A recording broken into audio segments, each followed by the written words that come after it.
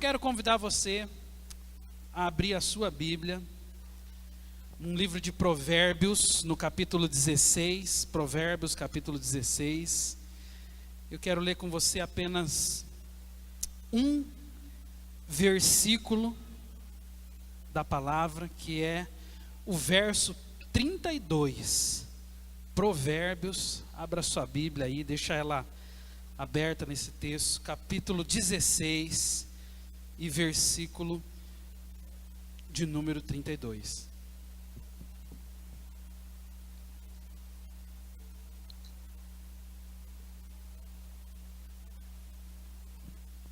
Olha só o que a palavra nos ensina através desse texto. A palavra fala assim, eu vou ler na minha tradução, eu me acostumei mais a ela aqui, que é a NVI, fala assim: melhor é o paciente do que o guerreiro, e mais vale controlar o seu espírito do que conquistar uma cidade. Vou ler de novo. Melhor é o paciente do que o guerreiro, e mais vale controlar o seu espírito do que conquistar uma cidade. Diga comigo assim: mais vale controlar o seu espírito do que conquistar uma cidade. Amém, irmãos?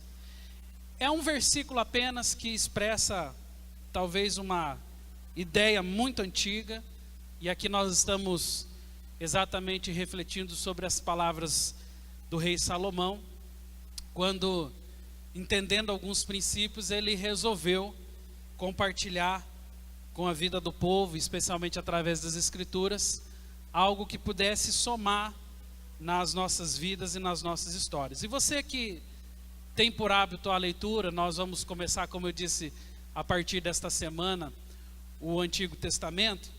E uma das coisas que nos chama a atenção no Antigo Testamento, e você que já leu, percebeu isso com muita clareza, é que o Antigo Testamento ele é cheio de histórias de guerra. Você percebe muito facilmente, né, que o ciclo ele acontecia com uma facilidade imensa. Que ciclo era esse? Era um ciclo de paz, era um ciclo de tranquilidade, era um ciclo onde as casas tinham harmonia, tinham provisão. Era um ciclo tranquilo, era um ciclo suave. Mas a Bíblia, ela repete, não uma nem duas, mas diversas vezes, os momentos onde esse ciclo começa a acontecer, que é a transição da paz para a guerra. Em algum momento, aquela cidade que estava vivendo um tempo de paz, de repente, ela se torna alvo de um exército inimigo que a enxerga como presa fácil. E aquele exército começa a investir, até que de alguma forma aquela cidade, essa expressão é uma expressão muito usada na palavra de Deus, aquela cidade ela é tomada. Normalmente matava-se os homens, os guerreiros, e conservava-se as mulheres e as crianças, para que aquela cidade não acabasse, mas para que ela se tornasse exatamente dominável. E a Bíblia ela está cheia de episódios, como eu disse para vocês, especialmente lá no Antigo Testamento, episódios que falam desse ciclo de paz e de guerra. E aqui o Salomão, na sua expressão em palavras, ele está tentando exatamente nos contextualizar em algo que era repetitivo naquela época. Muitas cidades eram tomadas, e era assim que os exércitos, era assim que os reinos, eles sobreviviam naquela época. Toda a economia daquela época girava em torno da guerra. Todo e qualquer ato de destaque para um homem, toda e qualquer honra sempre tinha a ver com a guerra. Os relacionamentos eram construídos no meio de guerra. Os homens que eram destacados na guerra, os valentes, os guerreiros, eles eram premiados, eles eram honrados. Ou seja, tudo o que acontecia na história do povo, das cidades, girava em torno da guerra. A guerra era muito importante naquela época. E é interessantíssimo porque o Salomão, ele está nos contextualizando. E nesse trechinho tão curto da palavra, nesse breve versículo que está registrado aqui no verso de número 32, Salomão, ele nos surpreende. Salomão, que era exatamente um conhecedor da guerra. Irmão, Salomão é filho de um dos reis que mais batalhou em toda a história, que é Davi. Salomão, ele sabia a importância. Salomão, ele tinha noção, por exemplo, quanto sangue é derramado em uma guerra. Salomão tinha noção quantos quilos de ouro, quantos quilos de prata se investia para conquistar uma cidade. Salomão tinha noção da mobilização que um reinado precisava ter para poder investir e ser vitorioso em uma guerra. E o que nos surpreende nesse texto é olhar exatamente isso. Como que alguém como Salomão, que conhecia a guerra, que sabia de todos os seus efeitos, foi capaz de dizer essas palavras: melhor é o homem paciente do que o guerreiro, e mais vale controlar o seu espírito do que conquistar uma cidade inteira. Irmãos, você entendeu bem? Sabe o que Salomão, em outras palavras, está dizendo? Que é mais fácil ter vitória na guerra. Preste atenção nisso. É mais fácil ter vitória na guerra do que controlar o seu espírito. Veja bem, eu não estou falando sobre um homem que desconhecia a guerra. Eu não estou falando sobre um homem que não tinha noção do que é o contexto da guerra. Pelo contrário, eu estou falando de um homem que viveu em tempos de guerra. E como eu disse para você, um homem que sabia quanto sangue era derramado, um homem que sabia quantos quilos de ouro e prata eram investidos, um homem que sabia o prejuízo nas famílias, um homem que sabia o poder devastador da guerra. É esse homem que está dizendo para nós que é mais fácil ter vitória na guerra do que controlar o seu próprio espírito. É mais fácil ter vitória na guerra do que ser vencedor na vida íntima.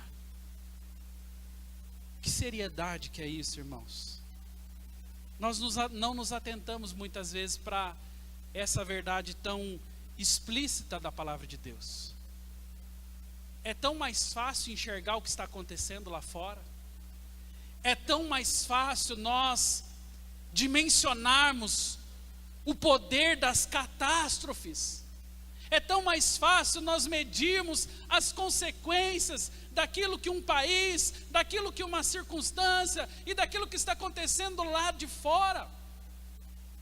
Mas nós temos uma dificuldade imensa, irmãos, de enxergar muitas vezes o que acontece aqui dentro. Salomão, a Bíblia o chama de um dos homens mais sábios de toda a existência. E esse homem que conseguiu revisar a vida, esse homem que conseguiu medir os efeitos das circunstâncias, esse homem que conseguiu perceber as consequências de escolhas que nós fizemos na vida, nesse momento ele está falando para nós: olha, é mais fácil você ter vitória na guerra do que você dominar a sua própria vida íntima. Então nós não estamos falando sobre algo que talvez não tenha efeito nenhum na nossa história, pelo contrário. Nós estamos falando de uma das necessidades mais importantes da nossa vida, que é começar a entender o que acontece aqui dentro, que é começar a perceber que a guerra do lado de fora, ela não se compara à guerra que acontece do lado de dentro. É realmente nós darmos uma atenção, irmãos, para as consequências que tem uma vida no altar do Senhor, as consequências que tem de uma vida íntima ser entregue nas mãos do Criador, as consequências que tem eu e você agirmos interiormente antes de agirmos exteriormente, porque é tão mais fácil viver a vida apenas no reflexo das circunstâncias. É tão mais fácil, como uma expressão que nós costumamos ouvir bastante, né? Empurrando a vida, levando com a barriga, dando um jeitinho aqui, acertando outro ali, muitas vezes remendando uma coisa aqui. Queridos, isso traz consequências trágicas. E mais do que nunca, aquilo que a palavra de Deus sempre nos alertou, acaba acontecendo, porque, como diz Gálatas, tudo aquilo que o homem semear, um dia ele ceifará. E a lei da semeadura, ela não falha. A lei da semeadura é a lei mais importante das nossas vidas. Eu planto hoje para colher amanhã. Eu cultivo hoje para que eu tenha resultados no dia de amanhã. E é por isso que nessa noite o desafio que Deus colocou no meu coração foi exatamente isso. O que nós temos plantado na nossa vida interior? Olhe para a sua vida íntima agora. Esqueça as circunstâncias do lado de fora. Esqueça as guerras que estão acontecendo. Esqueça os barulhos que você consegue ouvir, porque nós ouvimos barulho com uma facilidade imensa. Volte-se alguns segundos para dentro de você. O que acontece aí dentro da tua vida íntima? A tua vida particular, aquele relacionamento interior que eu e você temos com Deus. Irmãos, eu certa vez li um livro e uma frase que eu anotei, e eu acho que essa frase assim, ela tem me acompanhado bastante. Eu achei que seria muito importante colocar ela nesse momento. O autor desse livro, ele fez uma seguinte declaração: se nós não temos um plano de batalha, nós acabaremos como presa fácil do plano de batalha do nosso inimigo. E essa é uma verdade muito interessante. Sabe, nós temos essa ideia maluca nas nossas cabeças, e achar que eu só vou resolver problema quando eles aparecerem. A verdade é que muitos de nós, como eu disse, vamos levando a vida, empurrando com a barriga, fazendo do jeito que dá, consertando uma coisa aqui, remendando outra ali.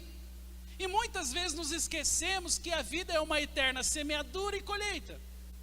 E é por isso que em algum momento das nossas histórias, se nós não pararmos para fazer um plano de batalha, o inimigo das nossas almas, ele vai fazer um plano de batalha.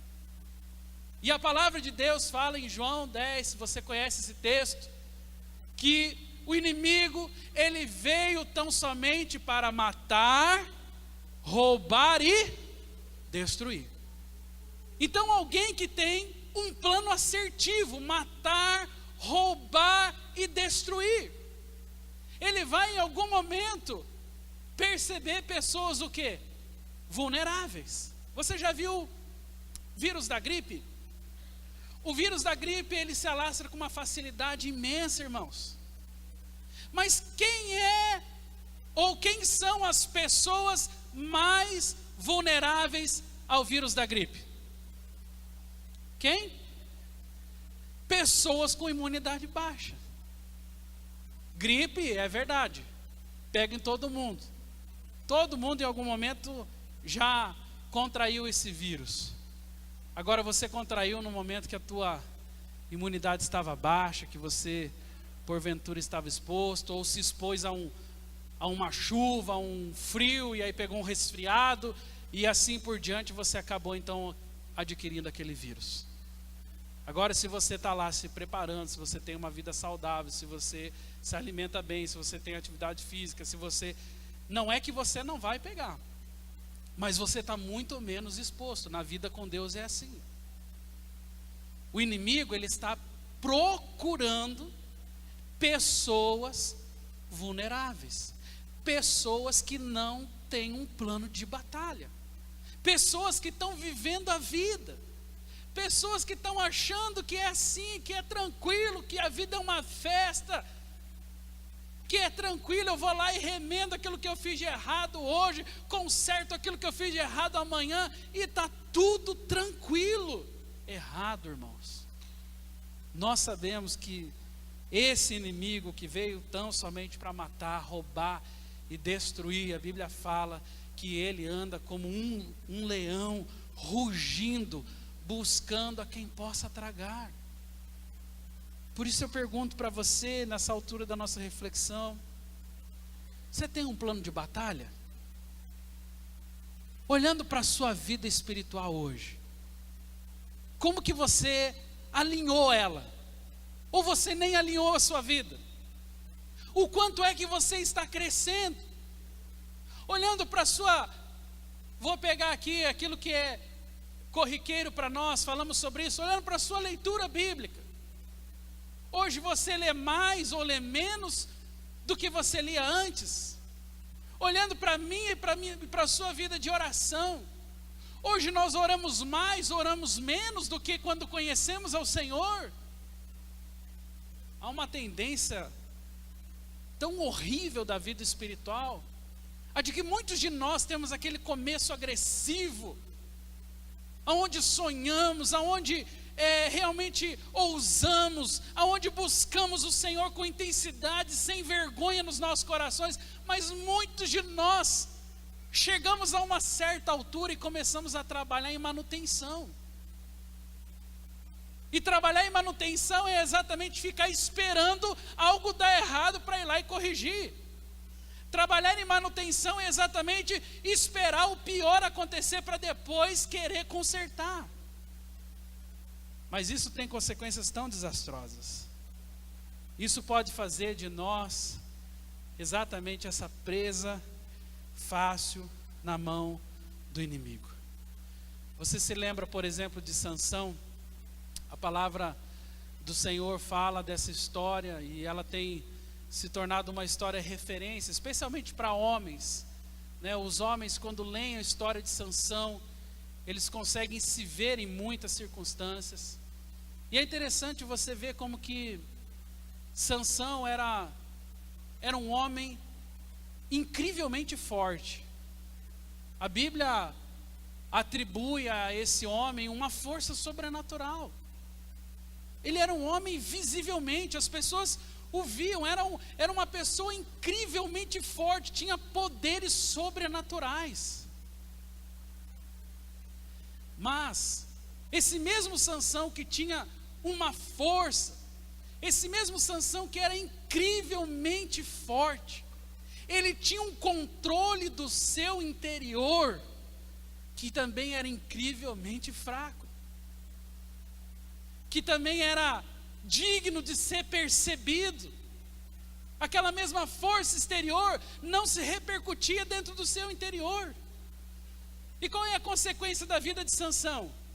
A consequência da vida dele é que ao longo de 20 anos, ele foi um homem percebido na sociedade, com seus poderes sobrenaturais, ele conseguiu chamar a atenção, com tudo aquilo que ele tinha enquanto homem, enquanto enviado do Senhor para aquela nação, ele era realmente poderoso.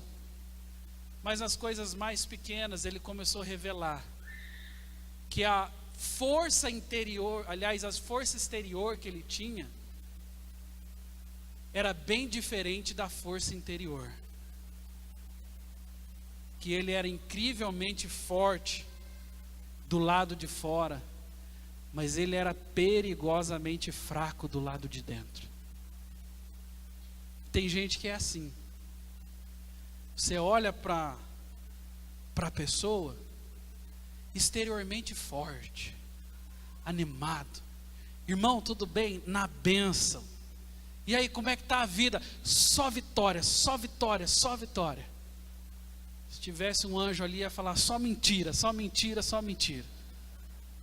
Porque assim, é mais fácil para nós, irmãos, expor a imagem do lado de fora, porque ninguém conhece o terror que está acontecendo do lado de dentro. Eu não acho que Salomão exagerou quando ele falou que as batalhas das cidades, que as guerras, elas não se comparam às guerras que acontecem no nosso interior. Eu não acho isso nem um pouco exagero. Porque não somente eu, mas eu conheço um monte de gente que tem muitas batalhas. Que o lado de dentro, ele é vivo. E muitas vezes ele é tenebroso. Muitas vezes também, esse lado de dentro, ele é o lado mais vulnerável, porque lá nós escondemos a maioria dos nossos problemas, das nossas dificuldades. E é sobre isso que eu gostaria de compartilhar com você bem rápido 3 princípios, irmãos, que nos ajudam a ter vitória interior. 3 atitudes da minha e da sua vida que vão me fortalecer, que vão clarear a obra de Deus para o meu coração e que certamente me farão andar em uma vida de vitória. Primeiro princípio que eu gostaria de dizer para você é andar em santidade. Diga comigo assim: se eu quero uma vida vitoriosa, no meu interior, eu preciso andar em santidade. Irmãos, aqui está um princípio importantíssimo. O que eu vou falar agora é talvez assim, algo que a gente fala, sei lá, no pré-encontro, no ABC da fé. E nós como igreja corremos exatamente esse risco. Falar de santidade, falar de pecado. Ah, pastor, isso não é uma mensagem para domingo à noite. Quem sabe isso não é uma mensagem lá da escola dominical. Queridos, nós sabemos que a palavra de Deus, ela tem o mesmo poder aqui e o mesmo poder lá na escola dominical. Se eu ministro lá em uma concepção de ensino, ou ministro aqui em uma concepção de palavra, é a mesma coisa, porque é a palavra de Deus. E muitos de nós olhamos para essa coisa de pecado, e principalmente quem já tem pelo menos 5, 10, 15, e por aí vai, quem já tem muito tempo de caminhada de fé. Nós olhamos para essa questão do pecado e falamos: não, isso aí é algo que, imagina, eu já me acostumei com isso, então eu já tenho um certo jogo de cintura, eu já tenho uma conversa acertada com Deus. Deus sabe as minhas necessidades, Deus sabe que eu sou homem, ou Deus sabe que eu sou mulher, Deus sabe que eu preciso disso, daquilo, Deus sabe como que é lá na minha casa. E a verdade é que muitos de nós, irmãos, às vezes acabamos nos apropriando de desculpas, às vezes acabamos diminuindo o nosso temor ao Senhor, o nosso temor à sua palavra. E aquilo que no começo da nossa fé era tão importante como conservar uma vida íntegra, aquilo que no começo era tão definível para a nossa história, como nos mantermos puros, como nos santificarmos, parece que o tempo vai passando e vai ficando tudo muito normal. Nós vamos conseguindo trilhar os caminhos, nós vamos conectando uma coisa aqui, a outra ali, nós vamos cortando um caminho aqui, o outro ali, com o único intuito de justificar a nossa vida de pecado. E, irmãos, uma das coisas que pode ser talvez exatamente definível para a nossa história, pode ser tanto prejudicial, como pode ser benéfico, é exatamente o posicionamento que nós temos em relação ao pecado. Quando você vê lá Isaías 59, que nós falamos tanto desse texto, a Bíblia fala que Isaías estava tendo uma visão de Deus, e nessa visão era muito claro, duas coisas que Isaías, já no começo da conversa, começa a dizer: olha, eu vi Deus. E ele fala assim: olha, uma notícia importante, as suas mãos não estavam encolhidas. Pelo contrário, ele fala, as mãos do Senhor estavam estendidas. Isaías está falando da revelação. Isaías está dizendo sobre o que ele estava enxergando, ele estava vendo Deus. E na sua visão, Deus estava assim, ó, com as mãos estendidas.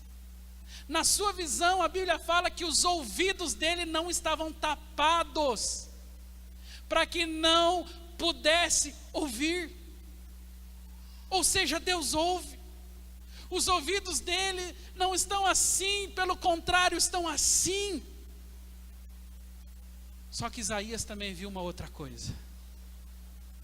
A Bíblia fala, as mãos não estavam encolhidas, os ouvidos não estavam tapados, mas ele fala que as nossas iniquidades fazem separação entre nós e o nosso Deus.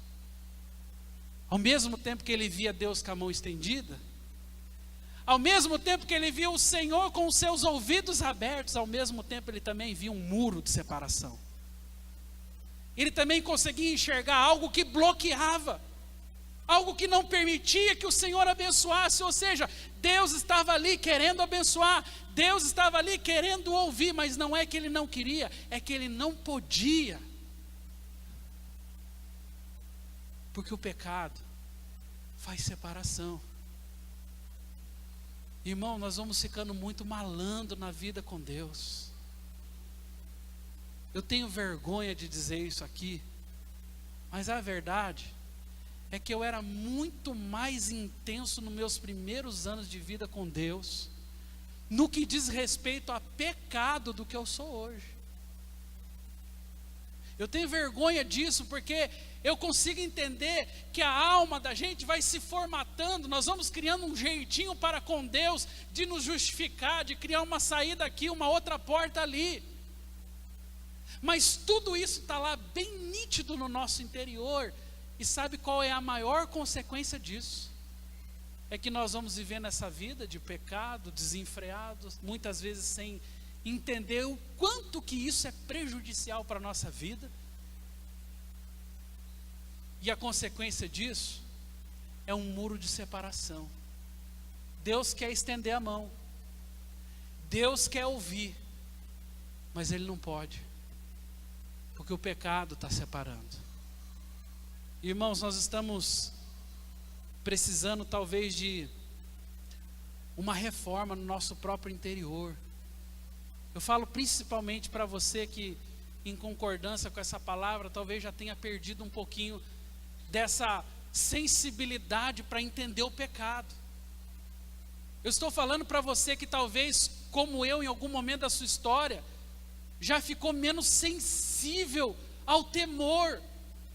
E aí foi dando um jeitinho aqui, foi dando outro jeitinho ali, porque afinal de contas Deus sabe o que eu passo, porque afinal de contas Deus conhece a minha vida. E de desculpas, meus irmãos, o inferno está cheio, de bons argumentos o inferno está cheio. Nós precisamos declarar tolerância zero ao pecado, principalmente nós que já conhecemos e andamos na fé. Qual é o legado? Qual é o testemunho? O que os nossos filhos vão aprender de nós? O que os nossos discípulos vão aprender de nós, se eles veem o Pai, se eles veem o discipulador saindo do posicionamento? Isso tem consequências drásticas, irmãos. Antes fosse só para nós, porque se fosse só para nós, maravilha, Eu fiz errado, estou condenado e vou receber a sentença por isso. Mas essa separação de Deus e essa tolerância ao pecado, essa flexibilidade, esse jeitinho brasileiro nosso de consertar uma coisa ali, de explicar para Deus e querer dizer que nós temos razão, traz consequência também para as nossas famílias, para os nossos discípulos, para a nossa cidade. O John Maxwell, ele fala que o maior desafio do líder é liderar a si mesmo.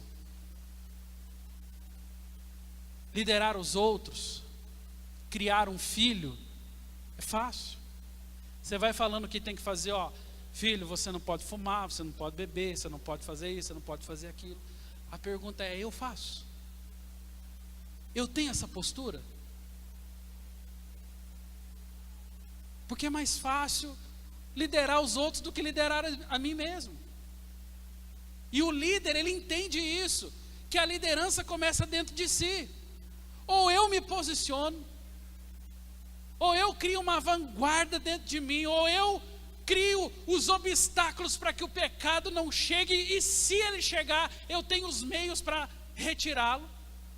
Ou eu vou abrir uma porta, uma legalidade imensa, da qual depois eu não posso nem corrigir, orientar, porque eu não me liderei, porque eu não me auto-orientei, porque eu não absorvi os princípios do Senhor com seriedade. E o que vai acontecer é que muitos de nós acabaremos perdendo a vida em santidade. Então o primeiro princípio, guarda isso bem claro no teu coração, é uma coisa básica, eu sei, mas é santidade, irmãos. Quer ter uma vida interior abençoada, quer ter uma vida interior vitoriosa, quer colocar a tua cabeça no travesseiro e descansar em paz, quer ter certeza de que você está indo para o lugar certo, trabalha primeiro o interior, posicione-se, uma vida de santidade, da qual o Senhor cobrará de todos nós. O outro princípio é aprender. Se eu quero ter uma vida interior vitoriosa, eu preciso aprender a confessar os meus pecados. E aqui está talvez uma das maiores dificuldades de nós, e eu vou falar especialmente como homem agora. Como nós temos dificuldades para falar o que está acontecendo aqui dentro. Você quer ter vitória na guerra? Você quer ser vitorioso, vitoriosa aí no seu interior?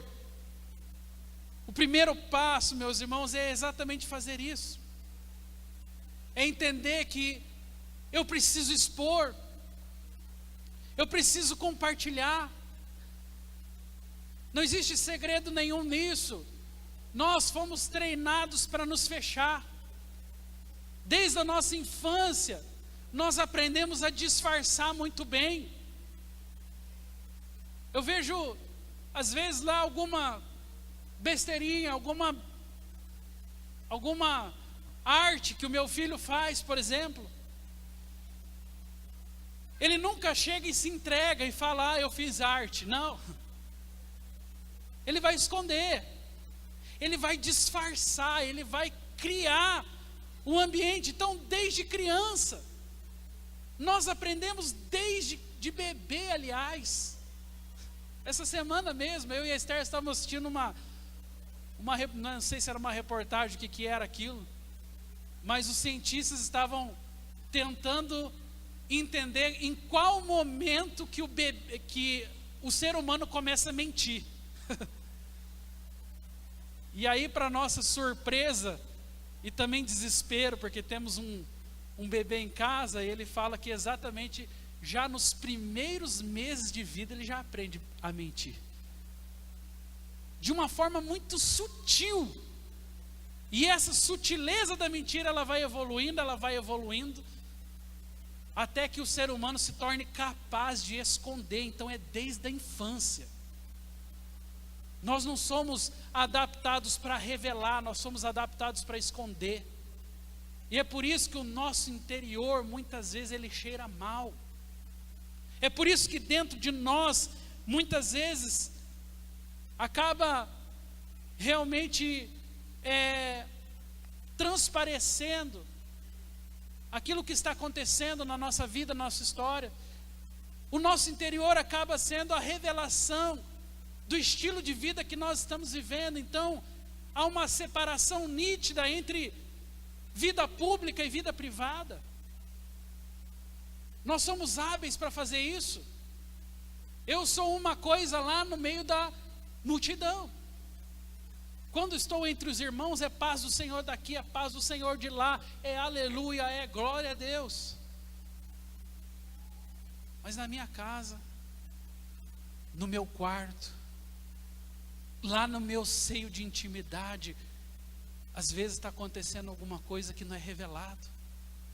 É fácil sorrir no meio de uma circunstância onde tem pelo menos 2 ou 3 pessoas que não te conhecem.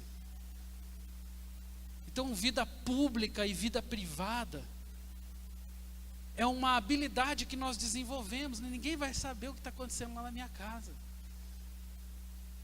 Ninguém vai saber o que está acontecendo lá na minha vida. E nós vamos desenvolvendo essa habilidade, irmãos. Não é de hoje que homens e mulheres há séculos vêm fazendo a mesma coisa. O quê? Esconder. Nós estamos escondendo muitas vezes aquilo que está acontecendo. A Bíblia fala no mesmo livro de Provérbios, no capítulo 28, o que encobre as suas transgressões jamais prosperará, mas o que confessa e deixa alcançará a misericórdia. Quem encobre não prospera, não avança, não cresce. Está aqui um princípio simples, está aqui um posicionamento básico. Nós somos uma igreja em células, nós temos irmãos, nós temos companheiros, nós temos líderes, nós temos liderados. Irmão, comece a fazer uso dos princípios da palavra de Deus e comece a usar o ouvido desse irmão que está ao seu lado. Comece a fazer uso dessa tão importante ferramenta que o Senhor dispôs no corpo de Cristo. Não foi eu quem falei, foi o Senhor. A palavra fala lá no livro de Tiago, no capítulo 5, no verso 16: confessai, pois, os vossos pecados uns aos outros e orai uns aos outros para serem curados. Não é loucura da minha cabeça, é a Bíblia que está dizendo que essa pessoa que está ao seu lado, ah, pastor, mas ele é psicólogo? Talvez seja, né? Tem alguns irmãos aí que são psicólogos. Se estiver sentado do lado de um psicólogo. Mas a Bíblia não fala assim: procurai apenas os irmãos que têm a faculdade de psicologia, que foram capacitados. Não, porque isso aqui é pela fé. É emprestar o ouvido do amigo para que você possa ser curado, para que você possa ser livre desse cativeiro interior que só cresce na sua vida. Se a palavra de Deus está dizendo que nós deveríamos fazer assim, irmãos, é porque o Senhor sabe que isso é melhor para nós, que a cura vem por meio de ações tão simples como essa. Irmão, você me empresta teu ouvido um pouco. Olha, talvez você não vai nem entender o que eu vou falar para você agora, mas estou passando por uma crise assim, sabe? Tome cuidado, lógico, para quem você vai falar também, porque muitas vezes aquilo que você fala pode cair num ouvido errado. Mas se você anda em discipulado, se você tem uma célula, se você tem um amigo aqui da igreja, você sabe que existe essa possibilidade. Porque a maioria de nós, às vezes, acaba esquecendo da importância que é revelar isso que está acontecendo dentro do nosso interior. E é uma ação tão simples como essa. A Bíblia fala para você falar e não para você esconder. A Bíblia fala: confessai. A Bíblia fala que se eu confesso, Ele é fiel e justo para me perdoar de todos os meus pecados. E aqui está talvez um ensinamento muito importante. Às vezes nós achamos que uma pessoa perfeita é uma pessoa que nunca peca, mas é o contrário. Não é mais limpo aquele que nunca peca, mas aquele que sempre confessa. Se eu confesso, se eu deixo o pecado, da mesma forma não é mais limpo quem nunca se suja, mas é mais limpo quem sempre se lava.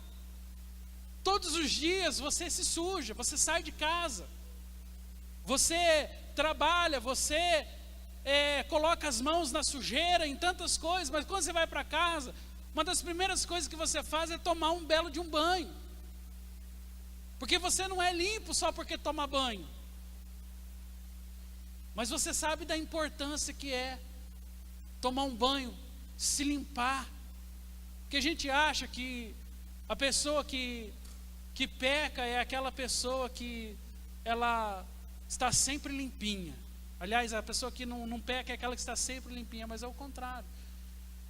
Eu e você sabemos que no nosso cotidiano acabamos pecando, acabamos nos sujando, mas o que nos define é essa capacidade de nos limpar, tomar banho todos os dias. E agora eu estou falando de vida espiritual, lavar o nosso interior, lavar a nossa alma aos pés do Senhor, permitir que o sangue, permitir que o bálsamo do Senhor, permitir que a água purificadora do Senhor todos os dias passe pela minha vida. E essa é uma das formas que eu e você encontramos em Deus de ter vitória. Então eu quero encerrar com um último princípio, que é investir tempo na presença de Deus. Se eu quero ter uma vida vitoriosa, primeiro, ando em santidade. Segundo, confesso os meus pecados e digo tolerância zero para os meus pecados. E terceiro, investir tempo na presença de Deus. E eu quero encerrar, já vou convidar o Ministério de Louvor para vir aqui para o altar, perguntando para você, o que você faz no seu dia a dia? O que nós fazemos? Como é a nossa agenda diária? Você acorda que horas? O seu dia tem quantas tarefas? Quantas horas nós temos ao longo do dia? Quem sabe do momento que nós acordamos até o momento que nós vamos dormir? O fato, irmãos, é que nós temos o mesmo tempo. O mesmo tempo que eu tenho é o mesmo tempo que você tem. O relógio, ele não é diferente para mim. O relógio não é diferente para você. Nós estamos dentro da mesma realidade de tempo. O que muda é a forma com que eu administro o tempo. O que muda é aquilo que eu faço com a minha agenda. Então todos os dias você tem que acordar, todos os dias você escova os dentes, todos os dias você amarra o cadarço, todos os dias você coloca roupa, todos os dias você toma banho, todos os dias você assiste televisão, todos os dias às vezes você dá uma passadinha no mercado, todos os dias às vezes você tem tempo para olhar os seus e-mails, você olha o WhatsApp, você olha o Facebook. Nós temos tempo para tantas e tantas coisas. Irmãos, eu pergunto para você, 20 minutos é muito tempo? Às vezes não damos 20 minutos do nosso dia para Deus. Eu não fico sem olhar o WhatsApp, eu não fico sem dar uma checadinha no meu e-mail, mas dá um sono tão grande ler a Bíblia. Sabe, 4 capítulos, por exemplo, de leitura por dia. A princípio você fala assim, moleza. É facinho, pastor. 4 capítulos, às vezes é um tempo mínimo mas é um tempo necessário para você ouvir Deus, para você se encontrar com o teu Senhor, para você rasgar o teu coração diante dele e dizer o que está acontecendo do lado de dentro, as batalhas que você está vivendo. Eu temo a Deus que muitos de nós abrimos a Bíblia quando chegamos na igreja no domingo ou na quarta-feira. E olha lá ainda, porque alguns às vezes até esquecem a Bíblia. Passa a semana inteirinha e não lê a palavra, não tem contato com o Senhor. Todo o seu contato é formal, é culto, é célula, é reunião. Não tem um momento informal com Deus, não tem intimidade com o Senhor. Deus não se revela, Deus não consegue ser conhecido, Deus não fala mais. Irmãos, o nosso posicionamento, ele muda tudo. Se você me perguntar qual então deve ser a nossa referência, a nossa referência é Jesus. Ah, peraí pastor, mas fazer igual a Jesus é impossível. É verdade, eu também, quando olho para o Senhor, falo, meu Deus, não dá. Mas a graça, irmãos, é exatamente isso. Graça é olhando, é Deus olhando para a minha vida, um pecador, uma pessoa que não pode fazer, e Ele capacitando para que eu possa fazer. Isso é graça. Graça é quando eu não posso e alguém vem e me capacita para fazer. Naturalmente a nossa inclinação, diz a palavra de Deus, é para a carne. Você não acorda assim, uau, que vontade de ler a Bíblia. Não, a inclinação é para a carne. Então, como a nossa inclinação é para a carne, nós acordamos assim com vontade de fazer. E por mais que seja nobre o que você vai fazer, por mais que seja trabalhar, por mais que seja estudar, por mais que isso é carne também. Mas a nossa inclinação é para isso. A gente acorda com aquela gana, com aquela vontade de vencer, de crescer, de relacionar, de vender, de fazer as coisas. Por quê? Porque a nossa tendência natural é uma tendência para a carne. A tendência para o espírito, ela é estimulável. Eu preciso programar, como eu disse para você no início dessa ministração, qual é a sua estratégia de guerra. Você pegou a agenda do seu ano e colocou lá, esse ano, pela fé, não é pela minha vontade, não é pela facilidade, mas pela fé, eu vou ler a palavra, eu vou buscar mais o Senhor. Ainda que você não consiga tudo aquilo que você intentou, pelo menos você planejou. Mas eu temo que muitos de nós nem isso não fazemos. Vai levando a vida. Quem sabe a semana que vem vai ter uma palavra boa, e aí a gente vai pegar ali um ritmo gostoso. Quem sabe essa semana o anjo vai aparecer e vai me dar uma direção, e a gente fica vivendo de quem sabe, quem sabe, quem sabe. Irmãos, isso é muito pouco. E sabe por que que nós somos fracos? Porque nós não investimos em um tempo de qualidade com Deus. Deus é a sobra do nosso dia. Eu tenho tempo para planejar, eu sou zeloso nas minhas finanças, no meu controle financeiro. Eu faço metas, eu faço estatísticas, eu projeto, eu sonho, mas sabe, para a vida espiritual, o básico tá bom. Ah, pastor, quanto é que tem que ler aí? 4 capítulos, então dá 4 capítulos aí. E Deus enviou seu filho. Blá, blá, blá. Não desenvolve amor, paixão, rotina. Isso, irmãos, é coisa que nós fazemos pela fé. A tua inclinação, eu vou repetir isso, a minha inclinação é para a carne. Se você deixar, se você descuidar, se você desanimar, você não vai crescer. Eu não sei como está a tua vida íntima hoje. Eu não sei como você está se apresentando para as pessoas ao teu redor, porque como eu disse, é fácil demonstrar o que está acontecendo do lado de fora, mas só O Senhor sabe o que está acontecendo aí do lado de dentro. Se posicione, irmão.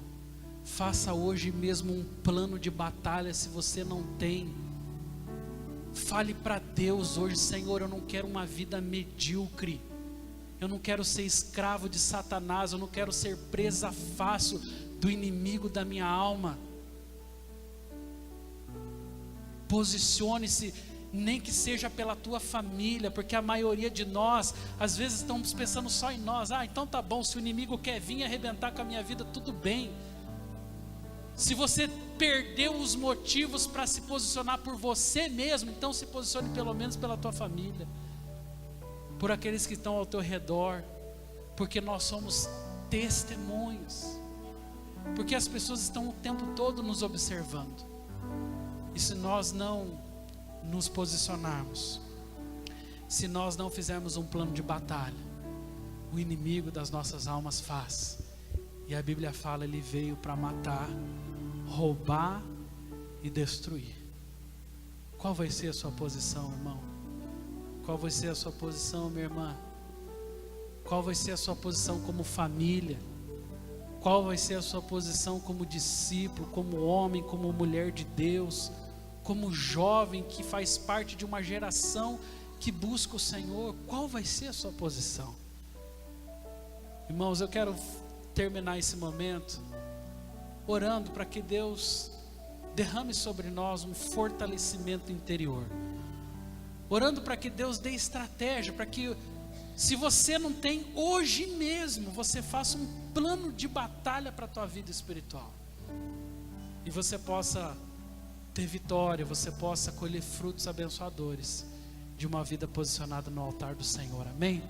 Eu vou convidar você para vir aqui à frente. Nós vamos orar e nós vamos consagrar as nossas vidas, entregando esse momento no Senhor, e vamos logo após encerrar esse culto em nome de Jesus.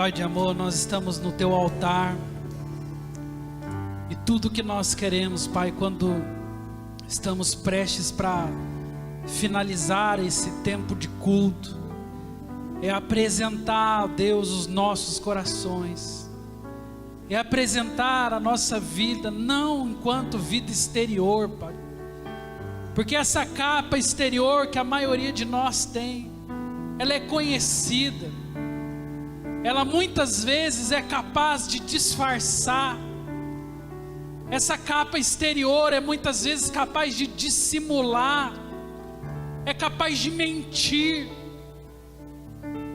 Nós não viemos aqui mostrar o exterior, Pai, mas viemos aqui revelar ao Senhor o nosso interior, a batalha, a guerra que acontece do lado de dentro das nossas vidas. Nós estamos aqui para dizer, Pai, que a nossa vida não se resume aos sorrisos, a nossa vida não se resume ao nosso biotipo, à nossa postura exterior, mas a nossa vida se resume ao que está acontecendo aqui dentro. E eu não quero hoje, Pai, perder a oportunidade, junto com os meus irmãos que aqui estão, de dizer ao Senhor o quanto nós precisamos da Tua intervenção na nossa vida interior. Nós estamos aqui para dizer, Senhor, e reafirmar aquilo que Salomão já disse, que mais vale, Senhor, controlar o nosso espírito do que conquistar uma cidade inteira. Eu quero pedir ao Senhor hoje, que de uma forma especial e sobrenatural o Senhor possa envolver a Tua igreja, com uma capacitação do Teu Espírito, para que nós, ó Deus, nesta noite possamos posicionar o nosso interior em uma vida santificada e declarar hoje tolerância zero ao pecado nas nossas vidas. Pai, limpa-nos, purifica-nos, Senhor, passa do Teu sangue, que nessa noite mais uma vez se concretize, Pai, a ação soberana do Senhor, aonde somos limpos e somos, ó Pai, novamente aceitos. Quero colocar também, Pai, um momento onde o Senhor colocará coragem nas nossas vidas para compartilhar. Coloca coragem em nós para revelar o que está acontecendo no nosso coração, Deus. Nós não queremos mais esconder, mas queremos falar e ser curados, Senhor.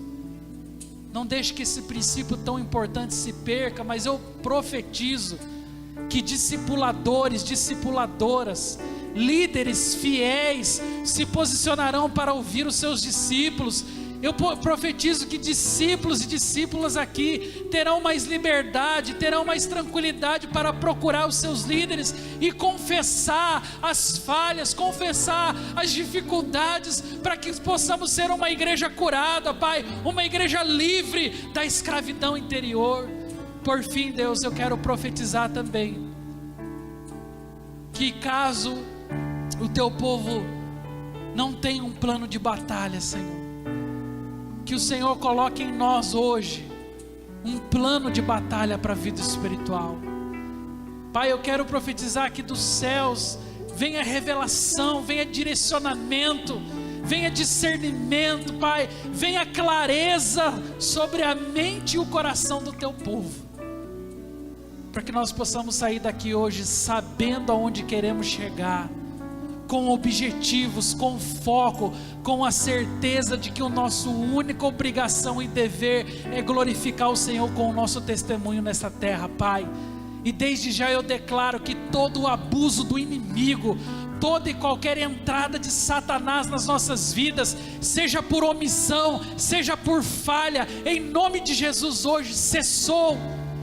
E hoje fecha-se a porta, Senhor, que dava legalidade ao inimigo das nossas almas, e abre-se, ó Pai, o entendimento do Teu povo para se posicionar e para fazer o planejamento que dará a eles a vitória na sua vida interior. Pai, Sela esse momento agora com a tua graça, com o teu amor, ó Deus. E que o teu Espírito mesmo, Pai, se encarregue de talvez ministrar aquilo que as palavras não conseguiram completar nessa noite. Que na individualidade, na particularidade, que na intimidade de cada um aqui com o Senhor, haja, Pai, o completar dessa palavra e a ministração própria do Senhor nas suas vidas. Esse é o meu desejo, Pai, é a minha oração, e eu profetizo isso na vida dos meus irmãos e irmãs, em nome de Jesus, amém. Que o amor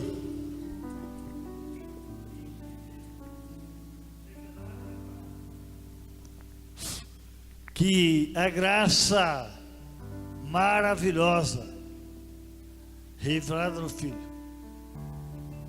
que a comunhão e as doces consolações do Espírito Santo esteja com você, meu irmão e minha irmã, de um modo especial.